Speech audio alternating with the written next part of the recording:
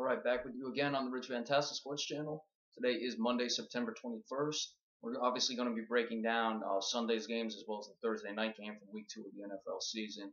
And we're going to give you the Monday Night Football game between the Jets and the Colts. We're going to give you our predictions for that. But first, obviously, the big news from yesterday is the Tony Romo injury. Looks like he's going to be out for 8 to 10 weeks. The bye week is included in that, so he's probably looking at missing about 8 games for the Dallas Cowboys, who are now 2-0 after winning that game against the Philadelphia Eagles yesterday. The question is whether the Cowboys are done. You would have to say that they are not. They are 2-0 in the division. They won a road division game, and their schedule is not easy, but it is also not insurmountable with these weeks coming up. Brandon Weeden, there's a reason he's not a starter in this league because he doesn't have that talent, but he was a first-round pick by the Cleveland Browns.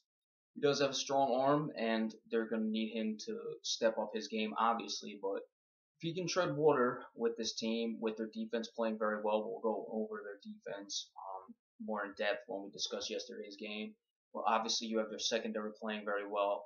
Not really getting pressure on the quarterback, but they are stopping the run. And with Sean Lee healthy for the first 2 games, again, that's something you'd have to see. But you will have Randy Gregory coming back, Rolando McClain, and Greg Hardy will come back after these next 2 games.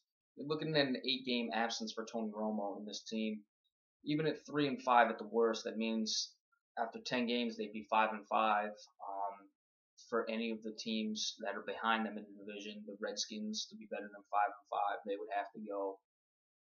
After 10 games, they would have to go 5-3, and you're expecting that for a team that I had in last place. The Giants and the Eagles, to be better than that, would have to go 6-2 over these next couple games. That's just to be 1 game above the Cowboys over the absence of Tony Romo in these next span.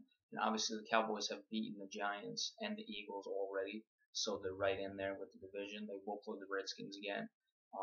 They do have teams like Atlanta and New Orleans coming up, who are common games for every team in that division. Atlanta has already beaten the Giants and the Eagles.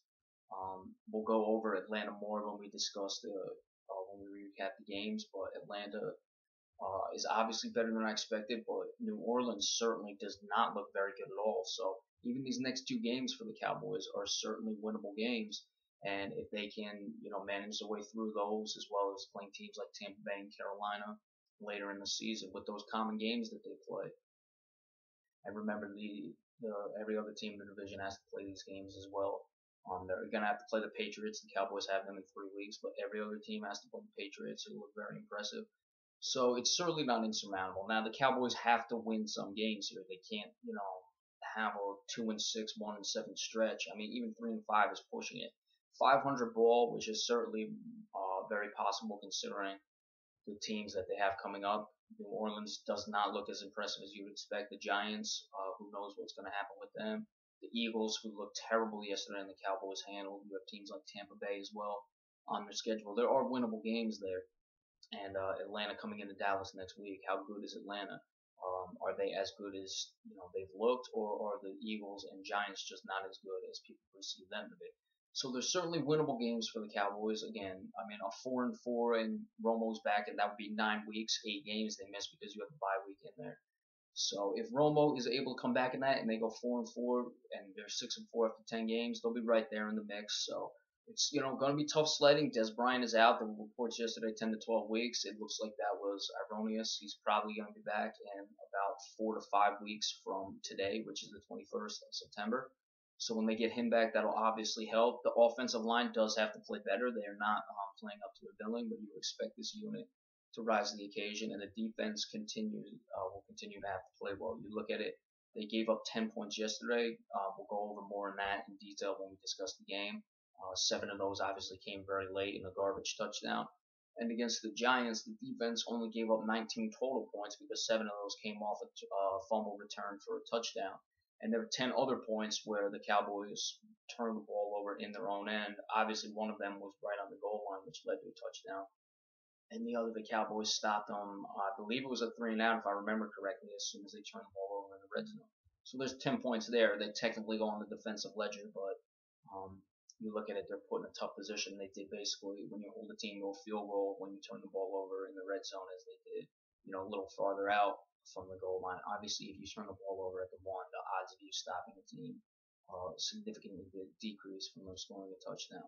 So the defense is playing well, and we'll see how this goes over the next couple of weeks. But Cowboys fans, hey, no one said it was going to be easy.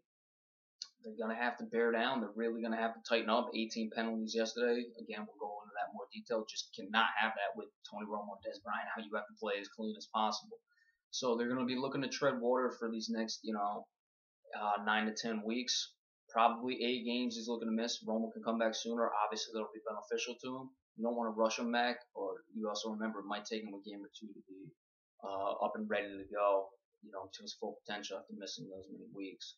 So we'll see how it goes over these next couple weeks, but look for the Cowboys to still be competitive. They are 2-0, 2-0 in the division, and they are in first place. So as bad as it looks with the injuries, everything else is where you want to be after 2 weeks. So we'll see how they do over these next couple weeks, and stay tuned. We'll break down the week 1 game or the week 2 games, in just a minute, and we'll also give you the picks for tonight's game. So there's our take on the Tony Romo injury, and stay tuned for the recap and preview.